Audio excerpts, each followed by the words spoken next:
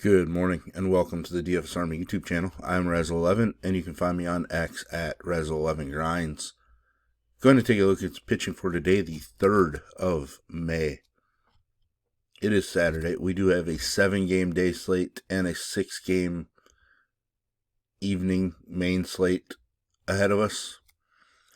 I will be looking at DraftKings as that is where a majority of my action is. If you do play on FanDuel, I would cut my pool into a half. Don't have to be as creative. Pricing isn't quite as tight. Allows you to get the stacks you want with an upper tier-ish pitcher. A reminder that this is a first look video. I do try to go more in depth for the members at DFS Army. Let's just jump in. We have a lot of weather ahead of us today. Obviously, this New York game is not on the early slate. St. Louis, big trouble spot, which is interesting because one of the pitchers there has been really strong. Some weather in Pittsburgh, some weather potentially in Boston. This Philadelphia game isn't on either slate. A lot of weather in Cincinnati, some weather in Atlanta. Just a lot to pay attention to as the day goes on. Some wind blowing out in Boston, obviously really intriguing.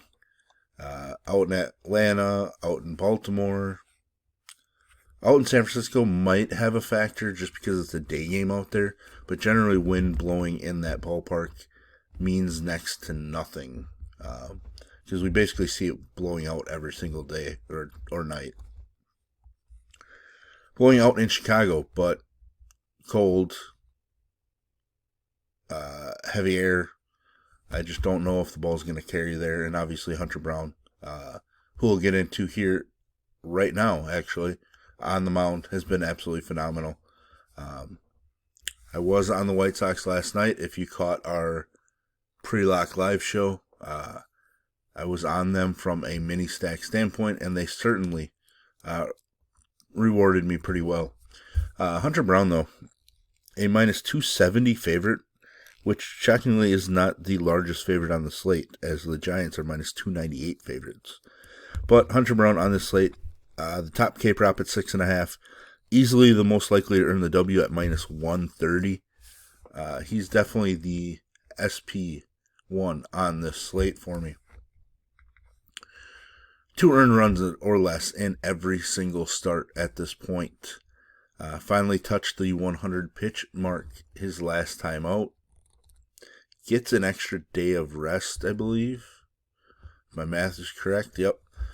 It's always a nice thing to see. Getting those extra days occasionally in there certainly helps out. He is pricey, that's for sure, but I just want the points, to be honest. Next game, that the Mets-St. Louis game, is the big weather one. Right now, Miguel is in my pool until I hear more about the timing of the weather. Now, his K numbers have been way up the last 2 starts. I don't really expect that to continue, especially against St. Louis, a team that doesn't strike out all that much. With that said, he's given up just 6 earned runs in 6 starts on the season. Been absolutely phenomenal at this point. Got an extra day of rest as well as he crossed the 100 pitch mark. K prop of 4.5 with juice on the over. It's somewhere in the middle on this slate. Does not have a win prop yet, which is a little annoying, but the Mets are minus 155 favorites. Game total at 8.5 with juice on the under. I thought that was a little high given the weather, etc. But if we get some sort of clearing, definitely Miguel is going to be in play. I just temper my expectations on an upside standpoint. Nice thing is he's been at 21 plus in 4 out of 6 starts. If he could have did a little bit more in this Miami start and picked up a W, we're looking at 5 of 6 starts. So it's just been really strong for a strong Mets squad. Just not the best of matchups. Toronto, Cleveland, I'm not going to get sucked in by Gavin Williams. Always shows that he has strong ability. Absolutely dominated against the Yankees. I shouldn't say absolutely dominated. Did give up a home run.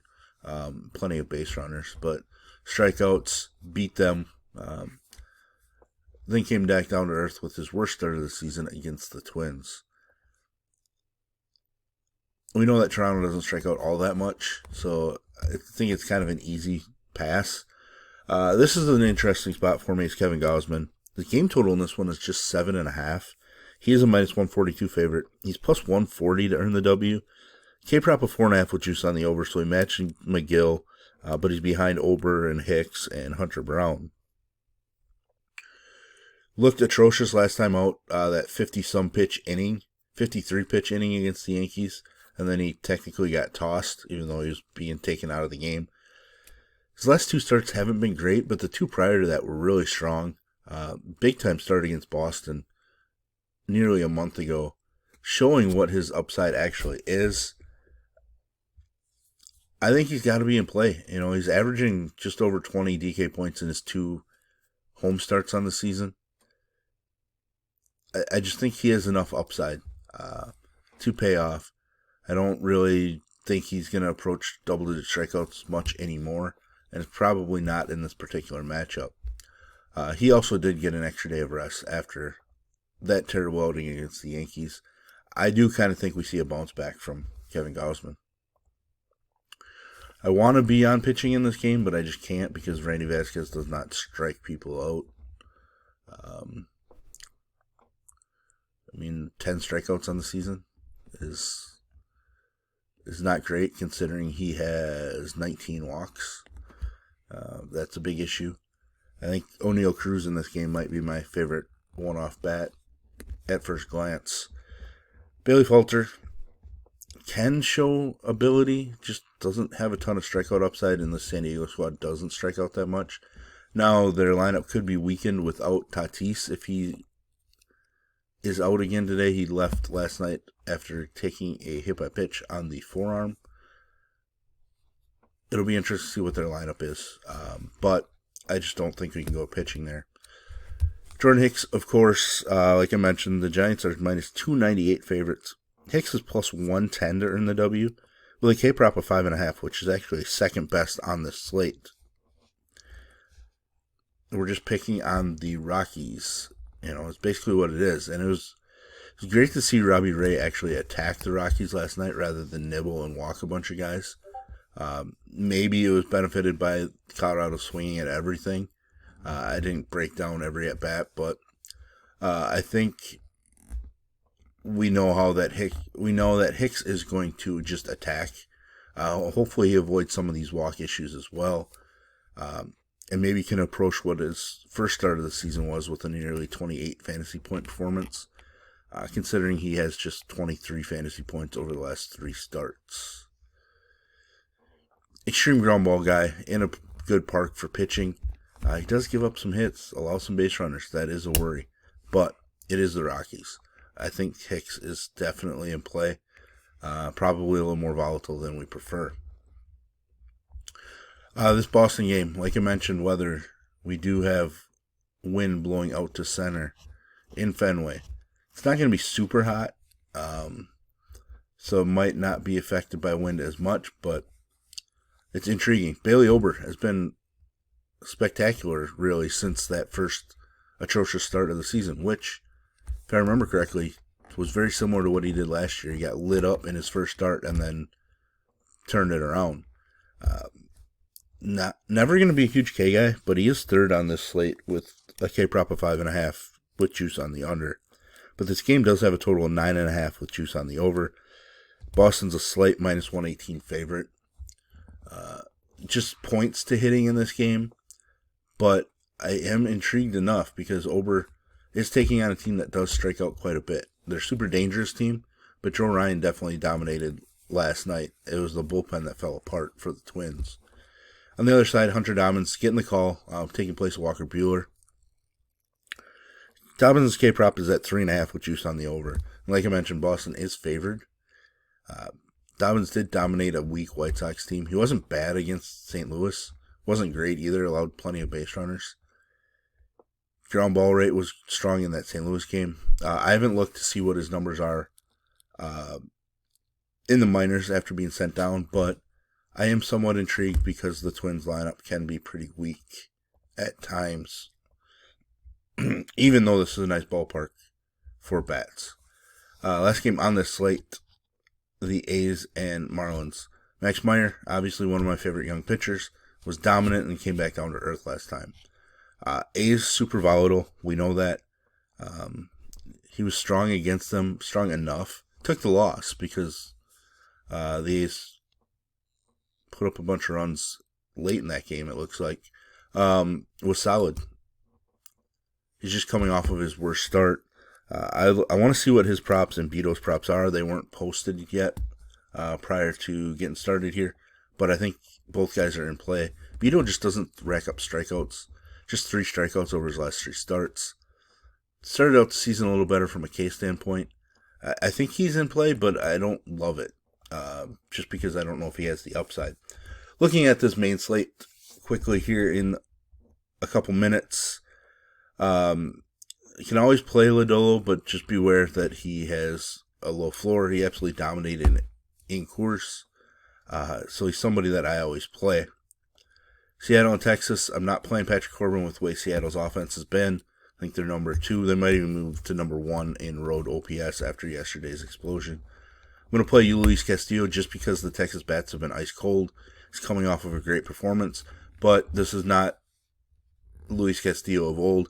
Doesn't really offer a ton of K upside, and is going to allow some base runners, which is a worry, especially on a site like this. Tyon probably going to be in play for me. He's plus 180 in the W because the Milwaukee bats have been ice cold recently, but I don't think we can go to Quintana, even though he doesn't feel like a guy that's going to get blown up. Cubs offense can be hot, but I think Quintana is one we end up avoiding.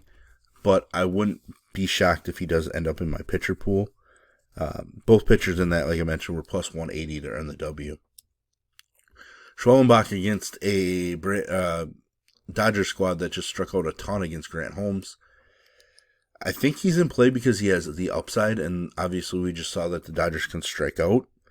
His K prop's just 4.5 with juice on the over, but this particular slate does not have much for Ks. Lodolo's 5.5 juice on the under, and then Flaherty at 6.5. Otherwise, everybody else is 3.5 or 4.5. Not the same kind of slate that we had as Friday night. Sasaki getting a little bit better, but still too many walks, not enough strikeouts. I don't think I'm going to get there against the Braves, even though the Braves' offense hasn't been extremely dangerous. Bubic going to be in play for me. A little bit more volatile. Started out the season super hot. People were all about him. But he does have 3 starts of 25-plus fantasy points. One of those came against this Baltimore squad. I do like left-handed pitching in this ballpark. And the overall Orioles lineup has struggled quite a bit. So I do think we're going to end up back on Bubic. K-prop of 4.5 juice on the over. He is a slight underdog, which is really weird for me to see. The last guy on the slate for me is going to be Flaherty. Obviously, there's volatility. He can give up some home runs, but he can strike out plenty. Has some upside. Easily has the top K prop on the slate, and it's actually the top K prop on the entire day at 6.5 juice to the over. He's plus 125 during the W, which is tied with Luis Castillo on this slate for the best number. There we have it. There's the first look at pitching options for the slates today. If you enjoy what I bring to you, please hit the like button, hit the subscribe button, turn the notification bell on. Get the alert anytime we drop videos here at DFS Army. If you want to join us, get access to our coaches, tools, sheets, Discord, etc. I will put links in the description below. You can use promo code RAZ, that's R-A-Z, for 10% off monthly. And as always, best of luck, everybody.